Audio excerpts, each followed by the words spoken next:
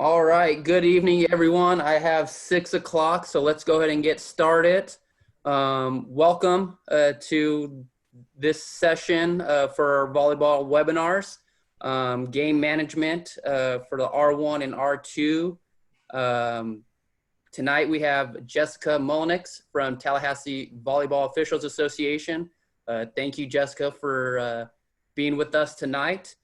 We hope all of you are safe and doing well still, and thank you for taking time away from your families and out of your daily routine. So thank you, and we appreciate that. Again, we have the Q&A box open for questions throughout.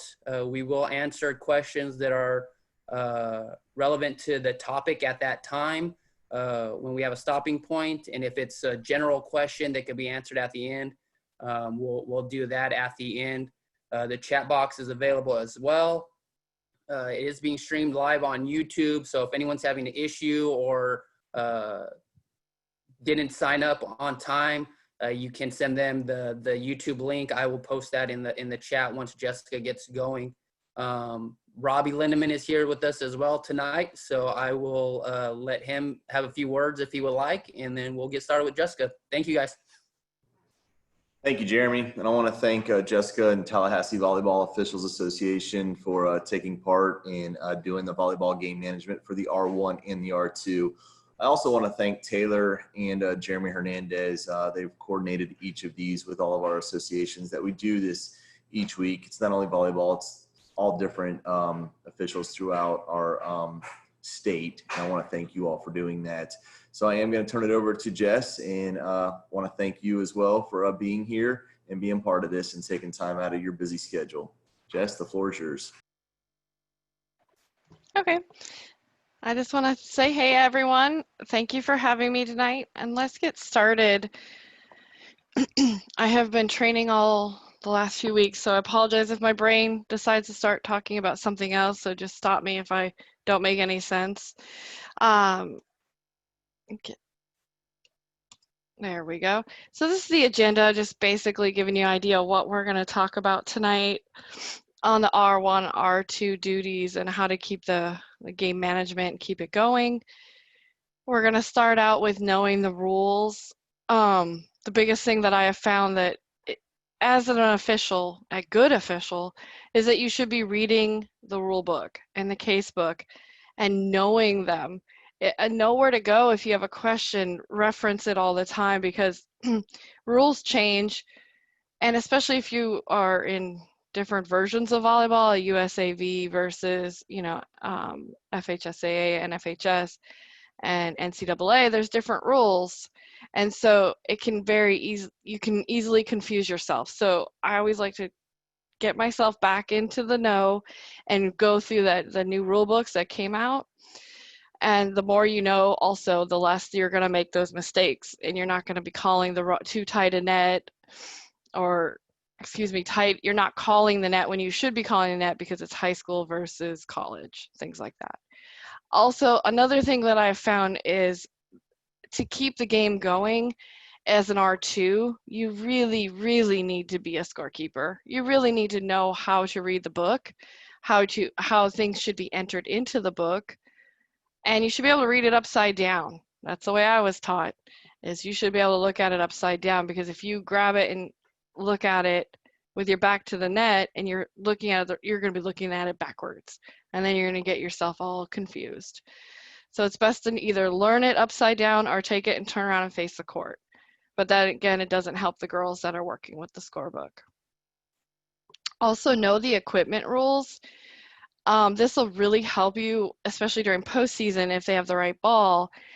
If there's questions, I know up here sometimes some of the coaches don't like each other, and so they'll come up and is she using the right ball? They're trying to find any reason to undermine each other. So the best thing to do is know the rules, know what the balls are supposed to be for postseason, know the PSI. Oh my gosh, please do not overinflate a ball. As a volleyball player, it really hurts. So definitely know where to pump the ball up. Things like that are you get this stuff done in the beginning. You don't have to worry about it through the rest of the match. know what the standards are, how they should be padded, the ref stands, all that. All these things are important as a ref going into the gym, being ready to start that match. If you don't know this information, you're going to be spending more time digging through your rule books. Okay, this is last year's version, but digging through it, trying to find the answers, and you're wasting the school's time, your time, when you really need to be getting those girls out there and warming up. Player equipment rules, the same thing about jerseys and braces and religious, headgear, things like that. I've come across, we haven't had that necessarily. More or less, we have like the different size shorts. For the Christian schools, they might wear longer shorts and some of the girls have shorter. Know the rules. They don't have to look exactly the same. They have to be the same color. Things like that. Just, also know your sanctions. Know the difference between a delay of game and an actual yellow or a red card. That becomes a big issue, especially when you're trying to decide, well, what do I put a point on this? Do I have them give the other opponent a point? All these things. It slows the game down if you don't know what to do when things happen. Because more than likely, this stuff is never going to happen, but it's that point where there's one time in 10 years you're going to have something come up and you'll be like, oh, I should have looked that up, or I should have known that by now. The next thing that I suggest is to not only know the rules, but know the sport, because then you'll understand how to apply those rules. So if you know the sport of volleyball and how it works, then you'll be able to apply the rules. There'll be less delays as a result of time lost from decision reviews where the coach is like, no, that's no. And they want you to go get your book out, look up the rule. So these are things like that it's best to know the sport. So if you're not comfortable, you're a newer official, you never played volleyball, go watch some games, watch them online, take some time, find them on, internet, Comcast or whatever cable company you have. There's always a way to find volleyball matches. And also, the more you know the sport, the coaches are going to be less likely to get upset and question the R2 based on a call that that you made as an R1. For example, and this has happened and I've seen it, is I've seen refs call an illegal hit, or what we call a lift. The girl goes diving for the ball and her hand is open and she contacts it. That's not always a lift. You have to know, did the ball come to rest? Things like that. So little nuances will also reduce the amount of time that you are spending talking to the coaches, and that also slows the game down. So these are just examples of some of the things about knowing the sport that will help you become a better ref. Communication. When you're, I should say before the match, before any match, you should be communicating with your partner. Our association likes to tell our crews to go ahead and contact each other anywhere, and every association is different, so please don't take my word as golden. Go to your assigner or your president, whomever that has the rule for that. But I say anywhere from 2 to 3 days in advance. And I always want them to verify not only the date, but the time and location, because you never know when something has changed and you saw the old information, but the other ref has the new information. So it's a good way to verify what you have. And then cover any important information like special events. Is it going to be the Paint It Pink this weekend when we go there? Is it senior night? Things that that, okay, I got to be prepared for, because going in and not being ready for those can also kind of throw a wrench in your game plan and slow the game down.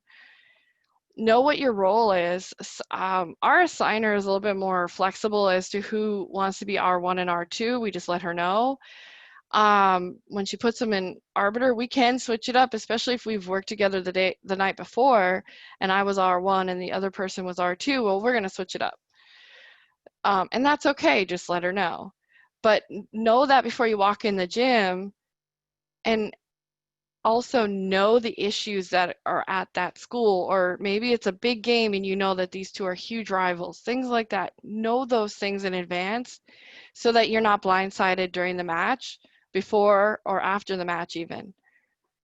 And if you are a seasoned official and you're contacting your teammate and they're a newer official, let them know where the gym is. Don't assume they know. Give them directions. Tell them, hey, this is the best way to get there. I have so many new officials recently, and they tell me, oh, well, yeah, they told me to show up to the gym, but some of our schools aren't that straightforward as to where the gym is. Some are really easy. You're like, oh, there's the gym. Others, you have to park and then go through a central thing and down some stairs. And so, let them know where the gym is. Also, during postseason, it's very, very important to communicate with the school. The more that they know you're coming and what to expect, who you are, what car to look for, and know where to park, it's going to save you time and you won't be running late getting to that school during postseason. Know who the official is, the officials that you're going to work with, but also who you're working, the AD of the school that you'll be meeting, or whoever is going to be meeting you the day of. And also with that is come prepared, meaning, and I take this as being on time. The biggest thing is my pet peeve, is the scorebook says that you have to be on site within 30 minutes of the set match time. I take that as you need to be in the gym dressed and ready to go at 30 minutes prior to the match time, not walking in at 30 minutes in your flip-flops, your jean shorts, and no. I expect my officials to show up and be ready to work at 30 minutes prior to the start of the match. They should already have their shoes on. And I understand we come from work. Sometimes you can't change before you get there. You can't change in the parking lot. I really don't suggest that, especially nowadays. It's best to go take your stuff and change inside in the bathroom or wherever they offer for the officials to change at. Please don't do it in the parking lot. It's okay to put your shoes on in the parking lot, but please don't be pulling your shirts off and pulling your pants down. It's just not professional. Come ready to referee. Have a mindset. Be mentally prepared. Take that time when you're driving from work or wherever you're coming from to be prepared to work, so that when you walk in the gym, it's just second nature. There's no, oh, what do I got to do? And then you're wasting more and more of those few seconds or minutes that you could have already had. Talk to the AD. Got the table's missing or the ref stand's missing. Come in, be prepared, and focus as soon as you walk in the gym and get on that court. And some of those things about being mentally prepared, I keep a go bag of my gear in my car the whole season. So I always have my shoes in there, and I always have my ref bag. And I even sometimes will keep extra shirts. FSU, I opened a soda and it just exploded. No one had touched the soda for 3 hours, yet it still exploded. Weird things happen. Always have an extra shirt. You just never know. Luckily, with the black slacks, you can get away with a little bit more if something gets spilled on them, but the white shirts are not forgiving. So always keep extras in your car. And just a little caveat to that, if your shirt is more than a year or two old, it's time to get a new one, because the uniforms, they start to yellow as you wash them. So those are some of the things that you can do to come prepared, to be ready prior to the match starting, to keep you on time. Now, into the pre-match for R1. When the R1 walks in the gym, they, again, already should have set their expectations with their partner in a pre-match conference. If you can do that beforehand, that's great. If you can't and you have to wait for that partner to come into the gym, that's fine as well. But definitely take a few minutes and set that time aside just for you and your partner. That's going to tell them how you want their, signals handed to you if you're the R2, how you want the R1 to look at you before beckoning for serve because you want to check the table. Set those expectations. Everyone works differently, And sometimes you don't get to work with the same partner, so don't assume that that person is going to know how you work. Let them know. And as R1, as soon as you walk in the gym, it says it in the book, you should be determining the playable area. As soon as you walk in, look around. What's in the way? What can be moved? Is it non-movable? So that means this is a non-playable area. These are things that will keep the match going if you've already determined it before playtime. And you can kind of follow along with my bullets. Set your expectations with the school administrator. Let them know that they are in charge of the crowd, that, if you have to stop the match for any reason because of an unruly crowd, you're going to be giving them a verbal cue, you're going to look at them, you're going to do something. Let them know what it is that says, hey, I need your help, because you can't get off that ref stand. You're really not supposed to. And you shouldn't be, as I think Jeremy said last week, Jeremy Wiggins from FPOA, he was saying something about, you got to hear what the crowd's what's going on behind you as the R1, but you really cannot be listening to it. You shouldn't be inserting yourself. And it clearly says that that's the administrator's job. Let them handle the crowd. That'll also reduce the amount of time that match is getting delayed. Let them handle it. Let that delay be on them and not on you. Equipment check. I've walked into gyms. This is before we used to work with a crew of 4 in postseason, and so sometimes we'd be the line judges. We walk in the gym, and the refs, the assigned refs, hadn't checked the net. They don't check the ball. They didn't have ball gauges. They didn't have a ball pump, anything like that. And then there we are doing it for them because it's our school, and we want that level, that expectation to be the same. Everyone should be checking the equipment.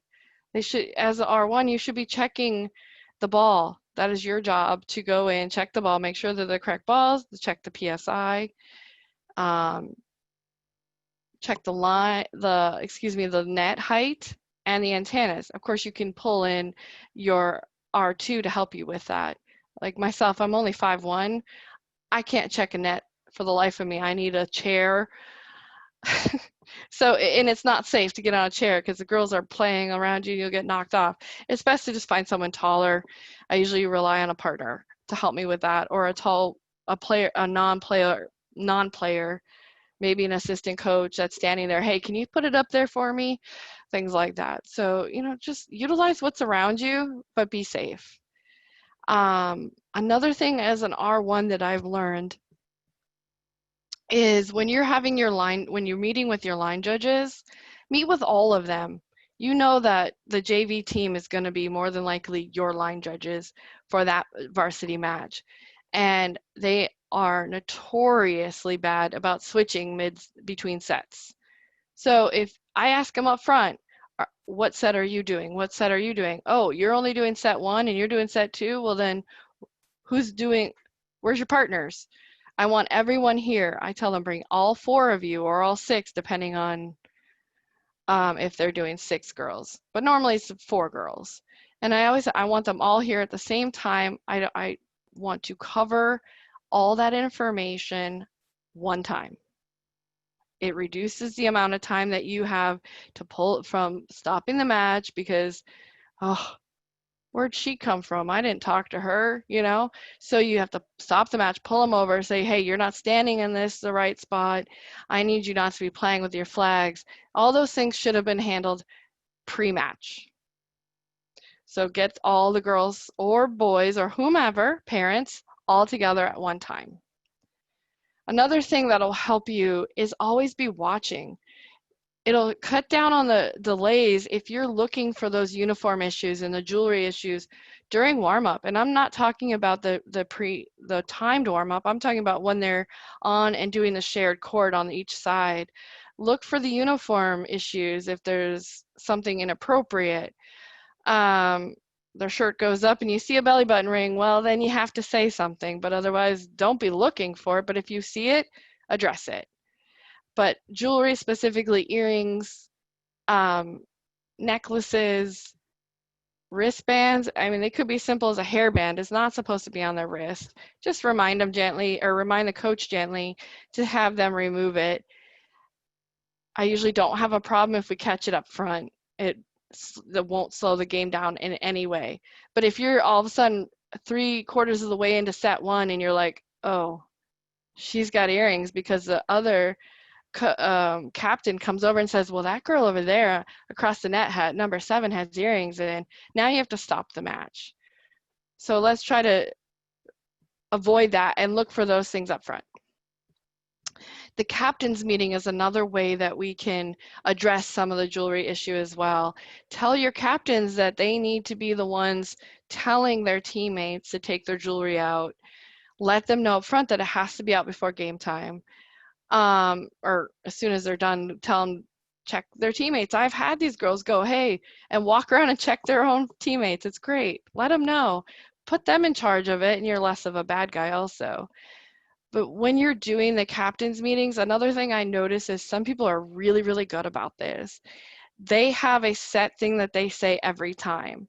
And I learned to create my own by taking what FHSA, the little card that they provide us regarding good sportsmanship, and I was forced to read it word for word at first, but learn it and then make it your own.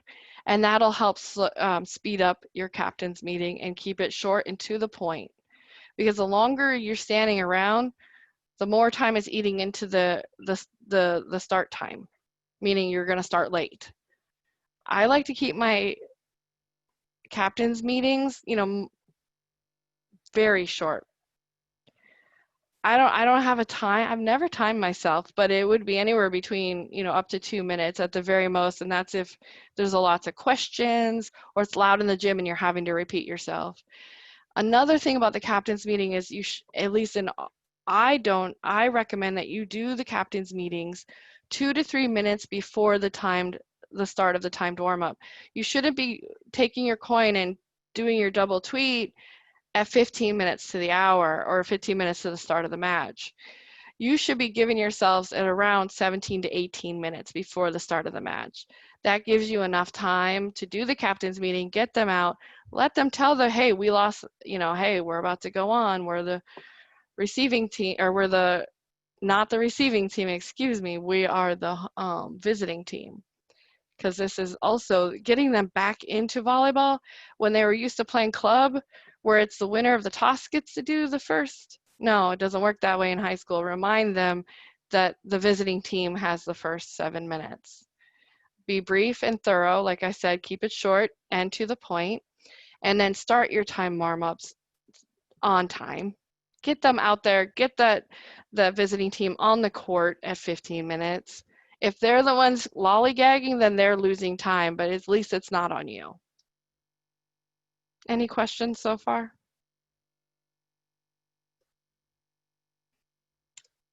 Okay. As for the R2 in the pre-match, R2 I think has more duties when it comes to the pre-match because they're having to deal with the table. So just like the R1, set your expectations with your partner. What do you want the R1 to give you or help you out to help manage timeouts, or if you're dealing with a substitution, what do you want them to do, or what do, hand signal.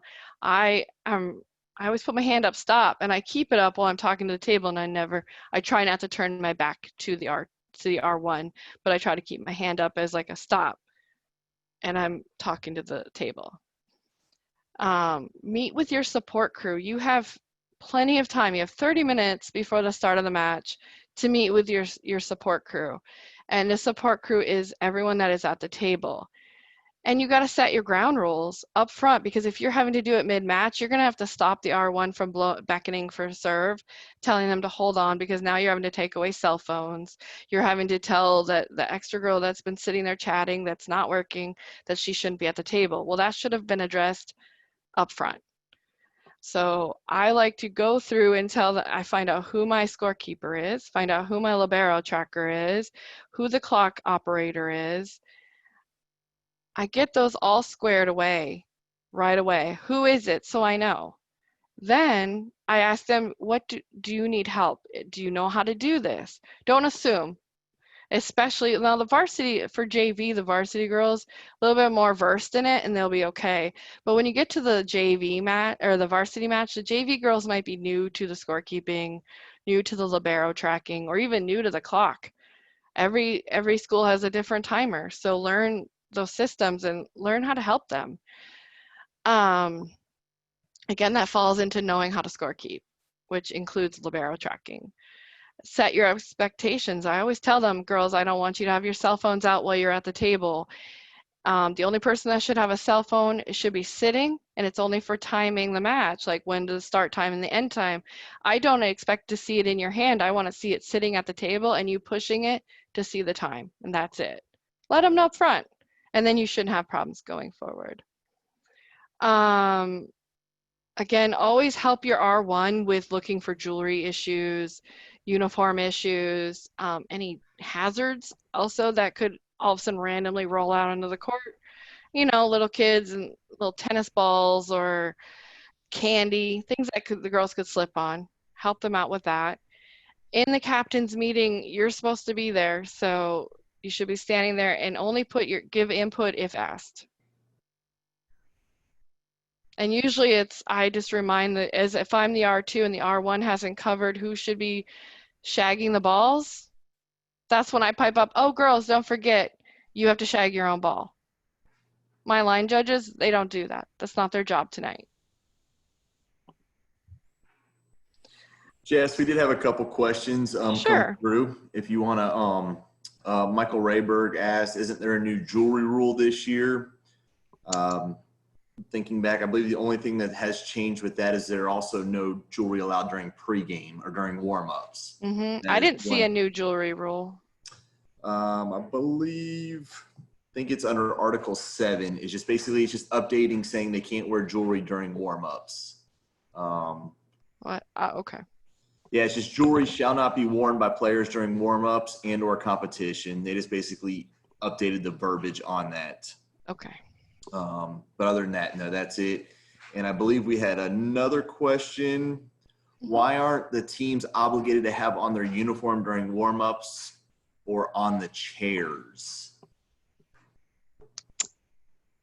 We do not require uniforms from the FHSA to be on during pregame, during really any sport. So I don't really have an answer for you on that one. It's just to basically say we require them to wear them during the actual match itself.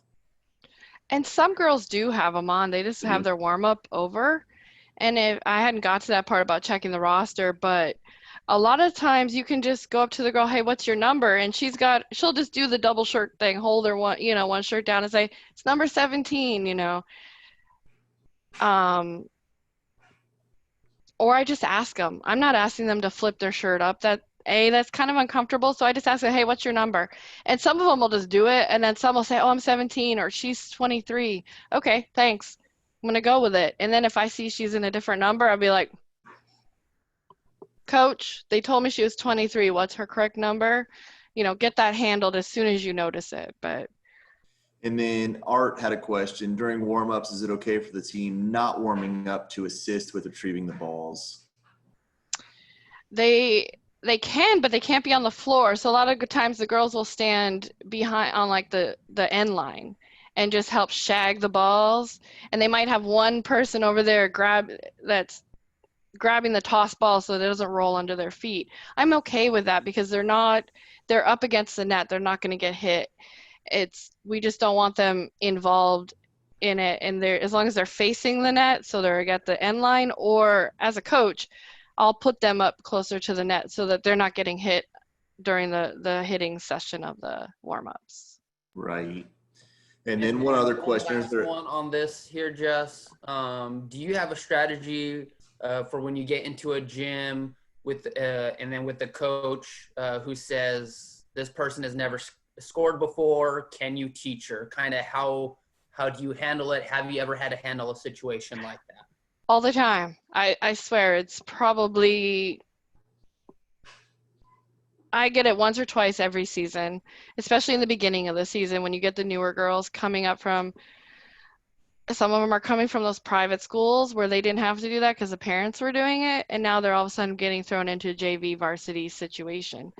So I usually just sit down with them. I'll flip their score sheet over and I'll grab a pencil or I'll take their score sheet and mimic, write real lightly in pencil, mimic what they have to do, show them basics. And then if I'm the especially if I'm the R2, I will take a little bit more time in the first maybe 5 points to make sure they're getting it right. And then after that, as I see that they're getting more comfortable, I let them do it. And then at timeouts, I might be like, hey, I need you to fix this. Instead of stopping every time, because that slows the game. Maybe it's always going to be slow in the first few matches of the season. That's the best time to do it. And by the time you get into later in the season, you shouldn't be having those problems.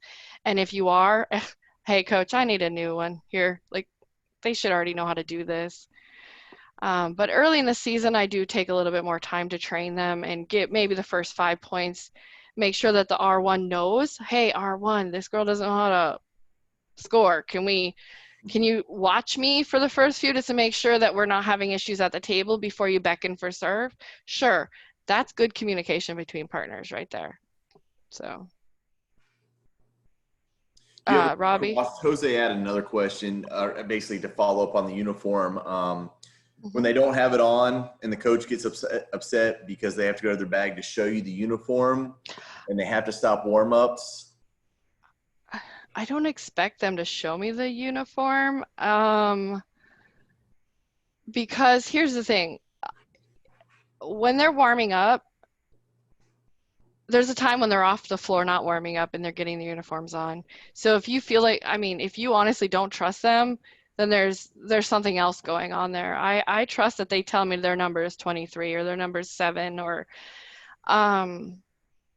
another way is, and Marcia may not be on here tonight, but she is really good. She'll say, if they don't have their uniforms on, we count heads. Okay, I see 1, 2, 3, 4, 13. And I'm holding the roster, 13. Okay, and that way I say, well, there's 13 girls, or I'm seeing 15, but there's 13 here. Then I go to the coach and say, what's going on? right? And then she starts giving me, oh, that's 17. Here we go. I forgot to, let me write them in, because it's especially in the beginning of the season, you're going to have a lot of handwritten rosters at first. All right, we got one more question, then we'll let you get back to the presentation. What if a team absolutely does not have a person to score? What have you done? Oh boy, that did happen one time. So we have 2 schools. We have a lot of schools here in town, like 5 high schools. And one of the high schools that day, the scorekeeper just didn't show up.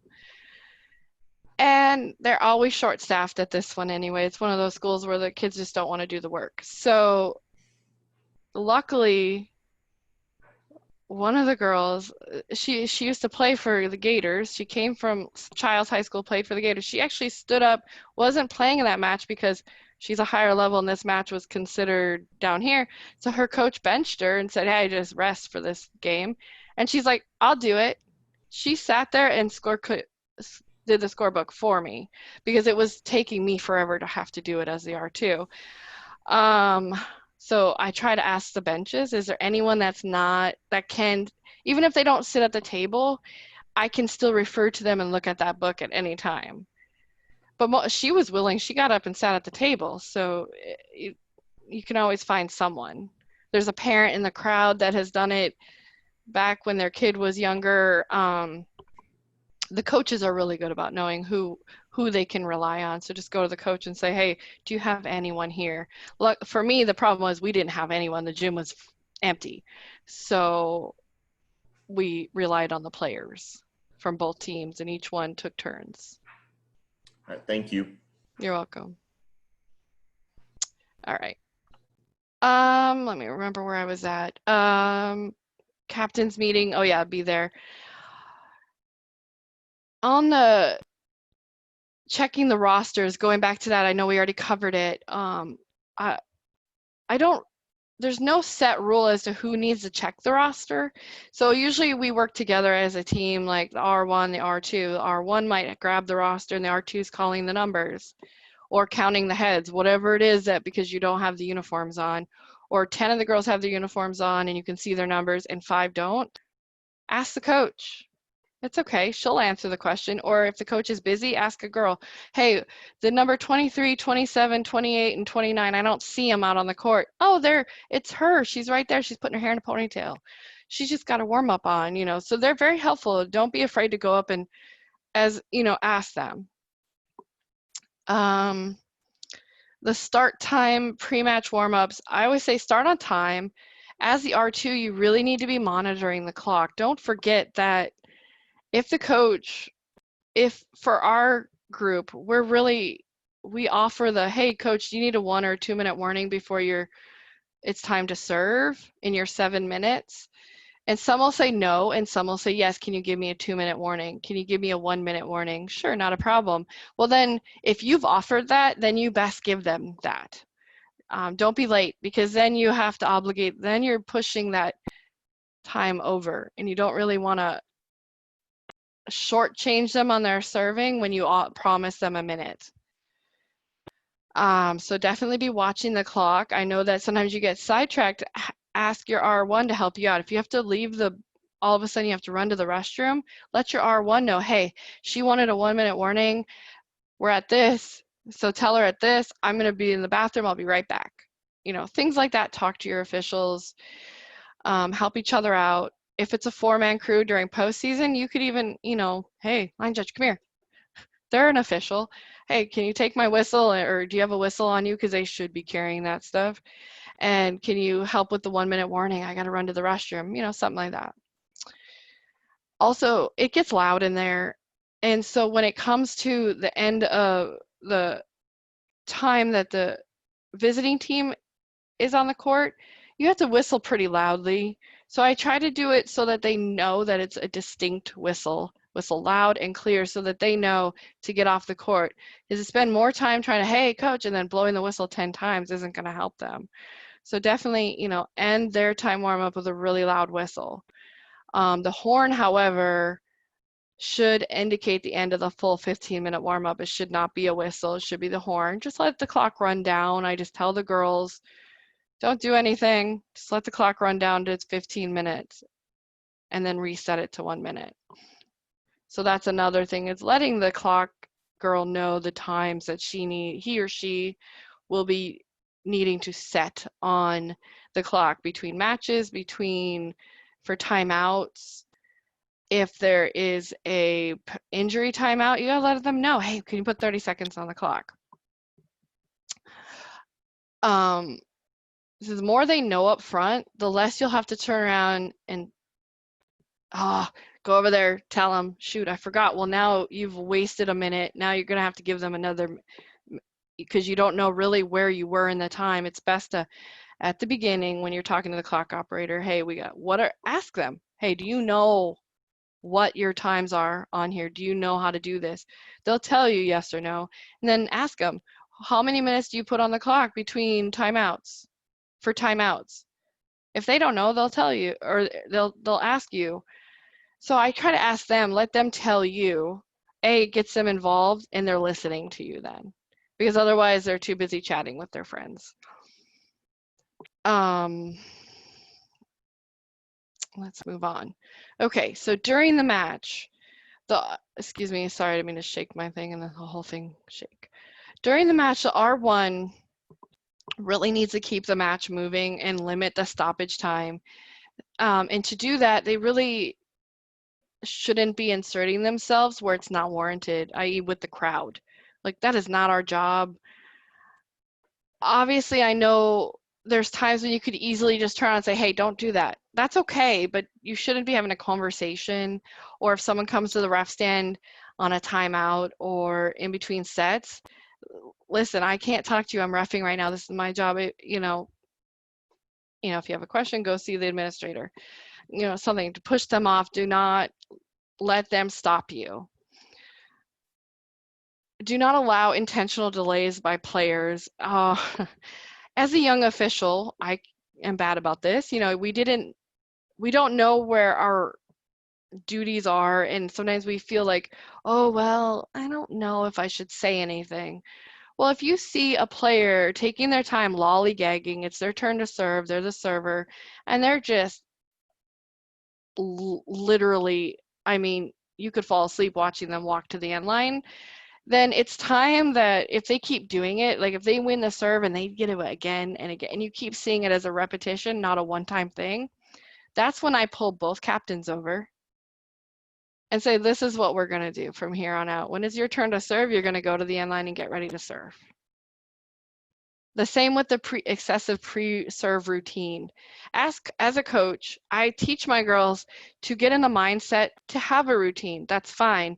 But I don't teach them to do a 10-minute, let's roll the ball around their waist and up over their head and bounce 10 times and then between their legs. Like that's just ridiculous at that point. That's just wasting time and excuse me, I have the hiccups, throwing the momentum off of the game, especially if the other team has the momentum going towards them.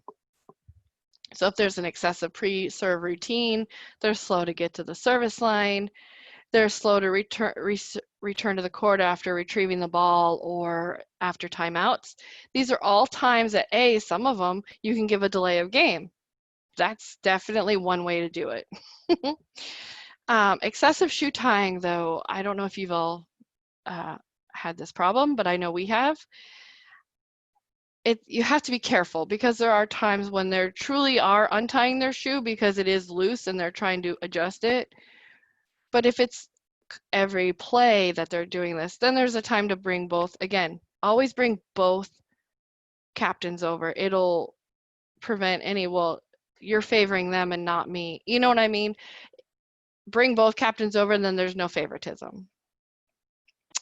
We've also had the refusal of giving the ball to the opponent. We've had that here, where they'll literally roll the ball into the bleachers. Unsportsmanlike conduct. And warn them, to do it again, you're getting a yellow card. Let them know that it's not tolerated and it won't continue and you'll never see it again. Also, as an R1, and I'm sure a lot of you on here, I saw a few of you are college officials, so you'll know this, swallow your whistle. Plays sometimes can go long or they're crazy. Like you're like, that was a crazy play, but that doesn't necessarily warrant a whistle. Just because it was ugly doesn't mean it warrants a whistle. And it also prevents inadvertent whistle blowing too, where you accidentally, you're assuming the ball's gonna hit the floor, and then they make an amazing play and get their hand under there and pancake it. Don't assume, just swallow that whistle, wait for the play to come to its natural end, meaning the ball has hit the floor or has entered a non-playable area. That's when you should be blowing a whistle. That'll prevent any excessive delays where you now have to do a reserve because oops, sorry. And then you coaches are screaming. So then your R2 now has to quiet them down. So there's also more time that could delay the game. Another thing that will help keep the match going is if you maintain eye contact with your partner. If you're the R1 and you're on the ref stand and you're about the R1, or excuse me, the R2 is giving you the court for serve, you should sweep the court starting at the R2 and sweep all the way around from line judge to line judge and end back at the R2. Because you never know, in that time frame, someone might have come up and asked them a question. Oh, wait, I need a timeout. All of a sudden you realize someone's injured, things like that. So it's always good. I think there's a word for it, centering, I believe, where you start in the center, which is your R2, and go around the court. Whichever way you work, left to right, right to left, that's either here nor there. As long as you start and end at your R2 before you beckon for serve. And also doing the same thing beginning of the match and after timeouts, because you never know if they're going to ask for a second timeout. I've had that where they just end a timeout and then something happens and she's like, I need another one. And you're ready to beckon for serve and you're not looking. And then the R2 is like, wait. You know, make sure the R2 is giving you the court and make sure you've completely done your full sweep of the court before you beckon for serve. All right. Are there any, I'm trying to think if I missed anything else on the R1 things. Just a couple of comments Yes, go that ahead. were added to the chat room. Basically, when lollygagging, blow the whistle and beckon for serve, they will run back and serve. I've done that. Louder than words. We control the tempo of the match. That'll end the lollygagging. Yes. And then, I've done that. I forgot about that. I have done that to a few girls. I've also had a girl during where they thought that they were better than the other team, and she literally, as the setter, captain, laid down on the court while the other team was about to serve. So I literally beckoned for serve. She stood up real fast. And She never did it again. You are correct. They will continue until they know you mean business. Yellow card for delay after verbal warning. Yes.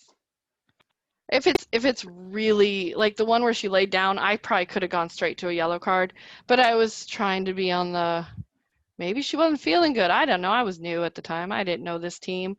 Now I do. But so, you know, if there's when in doubt, get your, you know, your R2 over. It's okay to do an official timeout and question something.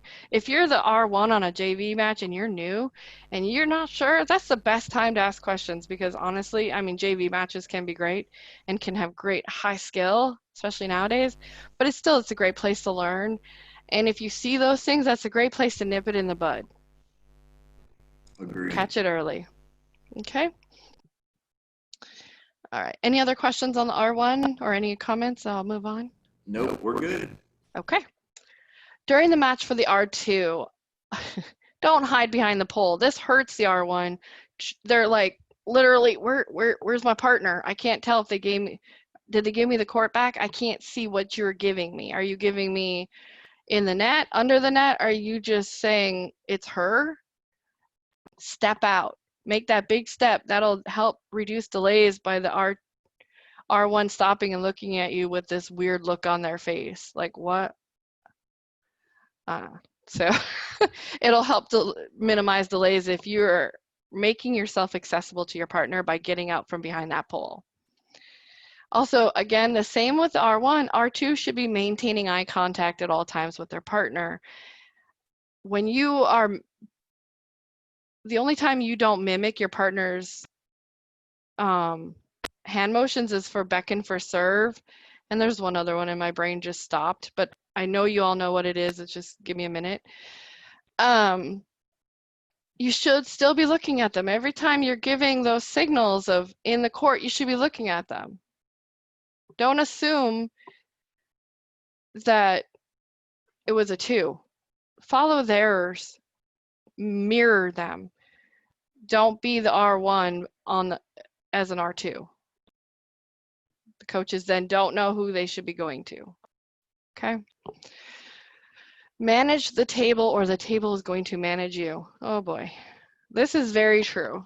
If you do not know up front, if you've not handled who is doing what their role is, that they're not allowed to have drinks at the table, their phones at the table, then you're going to start seeing more and more players and their friends. All of a sudden, you turn around and there's 10 girls at the table. If you set those, just set the rules right up front during the pre-match, you won't have this problem.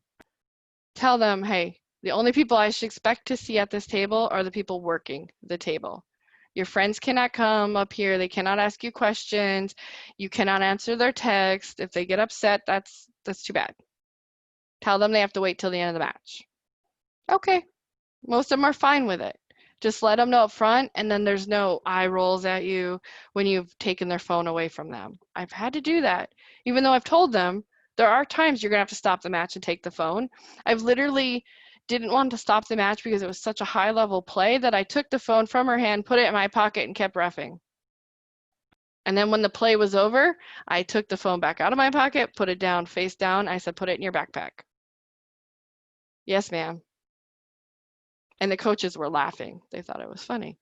I wasn't finding it very funny because she hadn't listened to me. But sometimes you have to do what you got to do to keep the game going without delaying as well. Obviously, I knew these girls, so I could get away with it a little more. But again, also be careful with that. You know, touching other players or their things can have parents running from the stands. So be very cautious of that. It just happened to be that I knew that player. So, and she thought she could get away with something and I didn't let it slide. So also be very careful of that. You know, don't touch players as a ref. We shouldn't have any contact with them. The best thing is just to ask them to put it in their bag. And if you do have an issue at the table, be quick with it, be thorough, and get it taken care of. If you don't know how to fix it, instead of standing there hemming and hawing, bring it to the R1, have them help you if they're better at scorekeeping than you are. I've had to, as an R1, sometimes step down and help the R2 on a varsity match because they're newer and they're just not comfortable with the book and they couldn't figure out what was wrong. And the more you R2, also the better you'll be. So the more you're working with the book as well, the better you'll be. But you can't be afraid of scorekeeping. And so, but if you need help, don't be afraid to ask. Is that will get that situation resolved quicker and it gets the game going back sooner. Also, verify the lineup. Please do this, that it's written correctly by the girls in the book and on the libero tracking sheet. And on your lineup card, it does say in the thing that R2 should be writing the lineup on a lineup card and not using the lineup sheet when checking the lineups at the beginning of the match, prior to the match starting. However, this is my personal preference. I tend to write things backwards and wrong, and I've actually screwed myself up worse. So if you are going to do that, make sure that you have taken the time to verify that you've written your stuff right. Don't write it quickly and not double check yourself. So as a new official, I always want them to use the lineup cards and get comfortable learning and understanding the rotations. But the caveat to that is don't let it slow down the game.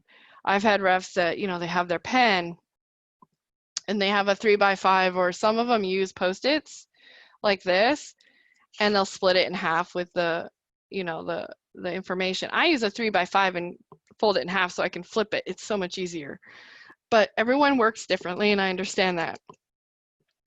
But if you're gonna do this, and you shouldn't be officiating with this in your hand. It should go in your pocket. Because when you're giving a call, your hand should be free and in right form. You shouldn't be giving a call like this. It's not professional. So that's why I like the little 3x5, because you can fold them in half and they fit neatly in your pocket. My trick on that is the serving team that's serving, that's the pocket I put the card in. Helps me keep track of who's serving. The pen, again, if you're beckoning for, you know, doing hand signals with it, you might throw the pen out into the court. So keep it in your pocket, have something small, something easy that you can maybe clip in your pocket, something that you can grab quickly.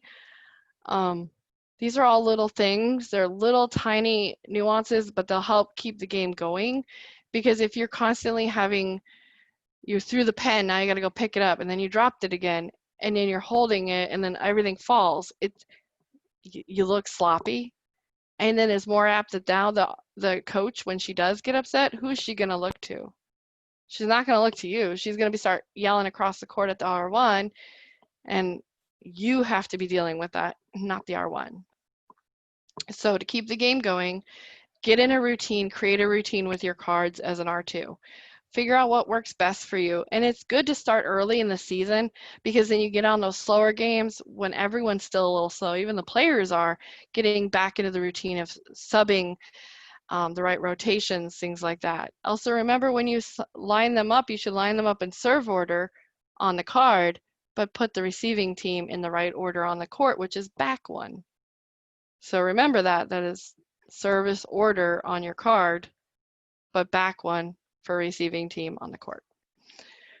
Don't put them in service order, because then they'll be out of rotation going forward. So put them back one on the receiving team only. at the beginning of each match. Timeouts also have a routine. A lot of times there is the clock, right? So you can turn around at the coach, ref, timeout, timeout. I don't necessarily look at them. I give them a thumbs up, because I might be watching the match and they're telling me just near the end of the match, and they know they've just lost, and it's just they see that I'm still working on my hand signals for beckoning, to say, hey, the point went over here, down on the left side, Then I'll be like, yep, coach, tweet, timeout, point, give your R1 the hand signal, right? So that they know where you're at. Is it one timeout? Is it their second timeout? Is it 2-1, 2-2? Let them know, but then turn around and let the table know. Don't assume they know. Verify that they have the exact same. I've had it where the girls didn't write one in, and I'm like, girls, that was the second timeout. And they're like, oh my gosh, you're right. So always check the book at your timeout. So that's why I say have a routine. Get your becking in, tell the R1 exactly what it is, 1, 2, turn around, tell the book. I got this, I have this score. Do you have that score? No? Okay, let's figure it out. But I never really keep my back to the R1 for very long because they might need something. They might need to pull you over in that 1 minute timeout. They might need to verify something. Or they're giving you a little, hey, we all have our own certain refs you can work, and you can just look at each other and know what you're talking about. So make sure you still have eye contact with your R1 even during timeouts. Don't assume that they don't need you. They might need you while they're up there. And another thing is, do not end early. If the timeout is 1 minute, it should go 1 minute. The only time it shouldn't is if all 6 players on both teams are fully on the court, ready to play. And I'm not talking like 5 players on the court and the 6th player has 1 foot on and 1 foot off and she's drinking water. No, she's not ready to play at all. She's talking to her coach. She's not ready to play. I want them on the court, ready to go. So that comes down to also the whistle at the 45-second mark. It should be loud enough. Double tweet. I try to do it tweet, tweet, tweet, tweet. Nice and loud, because sometimes it's loud in there, especially if it's a big game and you have the fans going. You want to make sure that both teams hear that they still have that 15 seconds left, so the coach knows to wrap up her timeouts. If you don't give them that 45-second warning, and then all of a sudden the 1 minute goes off, they're like, oh, and then they're not ready. Some coaches are really good. They know what their 1 minute is and they're watching, but not all coaches. I'm bad about that. I don't pay attention as a coach. I let the whistle tell me, because that's just the way my brain works, and everyone works differently. So don't assume that they're watching the clock. That's your job. And then once the girls are out there and ready to go, do your full sweep. Make sure there's nothing out of sorts, and then give the court back to your R1. You always give the court back. I have officials that don't do that, and then I don't know if I'm, as an R1, supposed to start. And so you're standing there like waiting, and then your R2 is just like, hoo, and you're like, huh. So R1, tell your R2 that you want them to give the court back every time. You assume that they will, and if they do not, you're not starting the match. Next thing is substitutions. The girls can own you on this if you're not careful, and this is just coming with practice, and the more and more you do it. And this happens even at the college level. I've seen them just run on. They just do not wait. They just don't think. They're not thinking about it. It's not personal. Don't take it personal if they run on. Just pull them back. What I do in the first few of the match is I go a little slower for the book. And for myself too, so I learn the numbers a little bit better. So I know, is it 5 for 2 or 5 for 7? Who was that? So when I'm writing it down, I'm writing it correctly. Give yourself time, but also 5 for 7, go. And I let the table know. Then if there's a double sub, then pull the next one in. 7 for 3, go. 7 for 3, did you get that? Yes. Okay, if you didn't get it, let them fix it. Early on in the season and in the first few if they're newer scorekeepers, it's going to take them a minute because they not only have to do that, but they have to write it. They have to do the SX if it's the opponent. They have to do a lot of things on that book that do take time, and give them time to do it so they do it right up front, and that the next official coming in at the next game is like, you didn't mark my subs. Now I don't, and they're like, well, the other refs didn't make me. Oh boy. Always make sure the girls are marking in the subs, not only on the side where the numbers are, but in the running score column, and also ticking the amount of subs taken. That's really going to help you. And check them at every timeout because they miscount. I'm a scorekeeper. I forget to do my slashes. So at a timeout, I always tell them, when you're at a timeout, it's a good time to check your book. Go through, did I get all my subs right? It keeps their head in the game. They're not talking to their friends. They're not wanting to grab their phone and text. It really keeps them focused, and you'll actually have a better scorekeeper that way. And then that reduces the amount of time that you're stopping the match. And then once you get more comfortable with the subs, and your scorekeeper does as well, you literally can set a pace. And every once in a while, I'll turn and say, am I going too fast? No, you're good. No, slow it down. Okay. Ask them, am I going too fast? Let them know that you are willing to work with them as well. Okay. And that'll keep the match going comfortably, and there will be less delays. Any questions or comments? Nope, we're good right now. We do have one actually, Robbie. Oh, okay. Yes. What instructions do you give line judges? Example, Sure. interaction with players and/or fans during the match. Okay, so I can do as an R1, I get my 4 line judges. I usually find a safe intersection of lines. So sometimes I won't even put them out on the court. I'll pull them over to the side where there's some lines and say, this is where I want you to stand. Your right foot's going to be on, where the 2 lines meet, you should be on either side. 1 foot on either side, and give them a distance back. You shouldn't be standing on the line, but you also shouldn't be 10 feet behind the line.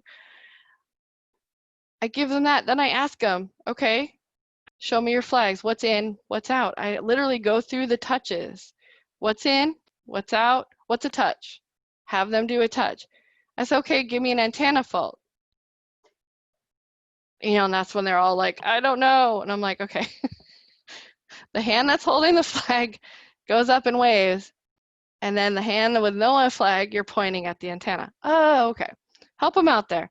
But then when it comes to that, explain to them briefly but quickly that what is considered an antenna fault. Because some of them are like, well, it went over the antenna, but it landed in, so it was in. No, dear. So I explained to them that the ball has to be entirely within the inside of the antennas to be considered in. The ball can go over the antenna and land inside the court and still be considered out. If the ball is completely outside, over or outside the antenna, it is out. I need you to give me an antenna fault. And that's what I tell them. So I say, pretend fishing line. I don't remember who taught me this, but pretend you're tell them to look at the top of the pole and say, see, there's a fishing line all the way to the ceiling. Pretend that line is there for the whole game. Anytime that ball hits it, it's out.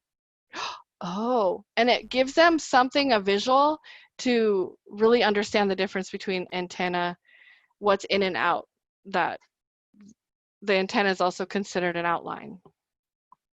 Does that make sense? It's kind of a visual for them. And then lastly, I just tell them you're not to shag the balls. Just stand there like it's not, you didn't even see it. Unless it lands right there and you can grab it, but you shouldn't grab it unless you've given me that call already. If that ball bounces and goes off and you go get it and you haven't given me a call and you've just missed an important call, I'm going to replace you and I'm not going to be very happy. So I want you to give me a call every time. Call what you see, not what your partner sees, and don't mimic your partner. Call what you see. And they're like, but I don't understand. And explain to them the corner concept of they're watching their foot fault and their sideline. So if that ball is coming down, hard-driven ball into their far corner, they're calling their end line. Their little partner across the court is going to call that sideline. So if they're calling and the ball lands inside the end line, what are they going to call? But if the ball and then a partner sees the ball lands outside the sideline, they're going to call something different, and that's okay. They don't realize sometimes that that's okay to do that. Another thing to keep them engaged, lastly, I tell them is to call everything. Call everything you see, even if it's not on your side of the court. If it lands in the middle of the court on your partner's side, it's okay to call it. Call what you see though, but do not call their end line or their sideline other than touches. And then I explain to them that they can call touches on that. And then when it comes to shagging the ball, kind of going back to that, stand your corner, and if it rolls by you, just act like you didn't even see it and just stand there like you're ready to do the next call, and I'll make sure that the players go get the ball, not you. You don't have to get it. And then secondly, if the coaches or fans start talking to you, they're not supposed to, don't answer them. You're not required to give them an answer if they ask you a question, or if they're yelling at you or being rude, please let me know. And if that means you have to wave your flag to get my attention before before I beckon for serve, or wait till a dead ball, especially if it's in play. It's best that I don't want them to stop the play, but I do want them to let me know as soon as possible. So usually as soon as the ball goes to the floor and it's a dead ball, it's okay. Tell them they can come over and tell you what's going on. Hope that answers your question. And it was long-winded, but I hope it answered it. We had one more question. Should R2 scan benches before R1 beckon? Good. Yes, I forgot to cover that. The R2 before, you should be stepping back and looking to your left and to your right and checking the court. So a lot of times what I'll do is I'll check the court and then I look to my left, I look to my right, everything looks good, my line judges are where they're supposed to be, and I give the court. Last thing I really check are my benches because there's always a last minute running up of something, a sub. So, and then you can catch it and say, hey, next time I need you to do this. I need you to be here at the end of the timeout for the substitution. Okay. So. Thank you. You're welcome. All right, next, right? Okay, oh, yes. And I think this kind of goes on. R2 has a lot more when it comes to managing the coaches. I'm gonna steal this from Jeremy last week, Jeremy Wiggins. He said, answer the questions and concerns quickly and explain what you saw. You don't have to explain yourself. Explain what you saw to say, hey, coach, I saw number 9 in the net. Or, hey, coach, I saw the middle blocker in the net, if you can't see your number. Be brief and concise. There's no, you don't have to argue with them. That'll just cause more problems. It's best just to say, hey, coach, this is what I saw. This is the rule. They were in the net. Point this side. If they question you on judgment calls, again, firmly remind them that they may not question judgment calls, which are ball handling calls, tips, sets, things like that. I did have a reference on here to the referee.com magazine that actually had a nice little article, short little article about judging ball handling. So it might be something you might want to look into. And they do kind of talk about judgment calls in that as well. And if you do have a sanction on a coach or a player or a bench, handle them quickly. The best thing to do is let your R1 know that you have a yellow card and let them give it, and then advise the scorekeeper what to write in the comments. Then address the teams as to what the result of that sanction was, and be brief and concise. Number 9, she threw the ball at the player under the net, and it was the second time. We had already advised her. She kept doing it. We are sanctioning her number 9. This team, the point goes here. Concise. At the end of the set, what I like to do is make sure that I step away. Sometimes it's hard to get to your back to the standard, so I keep my back to the table, and I have the score sheets or the lineup sheets in my hand for each side. So And so when they're walking by, you can just hand the coach. So that way they're not having to have to stop. They're not running into each other if it's a heated match and they don't like each other. There's good ways of like the coach over here, hand it behind you. Just know, and then also it manages the girls. You're helping the R1 get those girls moving in the right direction. So the ones that should be going behind the ref stand, you can catch them and say, go behind the ref stand. Help them out. Don't turn your back right away. Your R1 still needs your help at that point, and your coaches might need your help. And again, still the end of the sets, don't end them early. They still have a full 3 minutes. Wait for both teams to get on the court and be ready to play. If one team is on the court warming up on their side, that's fine. They can do that, but both teams, all 6 players on each team need to be on the court ready to play before you end the intermission. And then, as always, give your court back to your partner. Always, always, always. After you've done the full scan and checked your benches, give the court back. Okay. And then lastly is after the match, a lot of you heard this saying of toot and scoot. Get the heck out of the gym, you guys. Our job is not to be chatty Cathys out there. We really need to just go ahead. The R1, when you're done, blow the whistle, get down, and go grab your stuff and get out the gym. Now, if it's a really heated match and you know it's going to be a heated match, your R2 can grab your stuff and you all have like a meeting point where you can meet outside of the gym, away from the crowds, away from the players, away from the coaches, things like that. We've had to do that a few times, and that's okay. Just do that up front, handle that all up front, but don't stand around while the visiting team is packing up their stuff, getting their ball bags, and you're hugging the coach of the other team, and they just lost. Now, what is that giving them that impression? That you called for that team, or that you might be favoring that home team. And I have an error in there. Okay. Also, R2, your job, as soon as the R1 is done and the points are over, turn around, check the score sheet, initial it, grab your stuff and go. Again, don't chat. You can thank the girls, give them quick fist bumps, whatever, but don't stand around and chat. Get your stuff, get out of the gym. Because some of us are coming straight from work. We've been working all day and we want to go home. We respect your other officials' time as well. If you're doing a post-match debrief there at the gym or at the school, then respect the official's time, get your stuff and get out and go meet. But still remain professional. Even when you're in the parking lot driving, don't get mad because you can't get out. Parents are watching. The players are watching. You don't know what car they're in. You don't know what coach's car is necessarily. So definitely watch what you're doing while you're still on the premises. And even driving home, because some of us, we all drive the same way, If you do a post-match debrief and you choose not to do it at school, another thing you could do is possibly give your partner a call on the ride home. So you're having Bluetooth, you can just chat then. Then you can be a little bit more open and honest and not worry about what people are hearing around you. Because if you do it at the gym, it's going to have to remain very, very professional. You can't be calling names. You can't be upset. You have to be really careful about that. So sometimes it's best to just take that post-match debrief to a car, sit in share a car, sit there to chat in the parking lot until everyone leaves, that's fine. Or do it while you're driving home and just one of you call each other.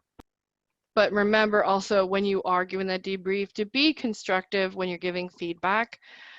Give them points that what they did wrong, but tell them how to fix it. Don't just say you're doing this and this and this and this wrong. They're not going to listen to you. They're going to shut down. They're going to get upset. So the best thing is give them feedback with it. Hey, I saw that, your hand's looking a little off, but here's one way that I do it. Here's the way, go practice in the mirror, or give them something, but also give them something positive that they did in the match as well. And I know sometimes that can be hard if you're working with an official that may not be that good or refuses to change. Still try to find something positive to give them. Okay. And always respect their time and their feelings. Okay, that was it for me. If I've missed anything, do you have any questions, comments?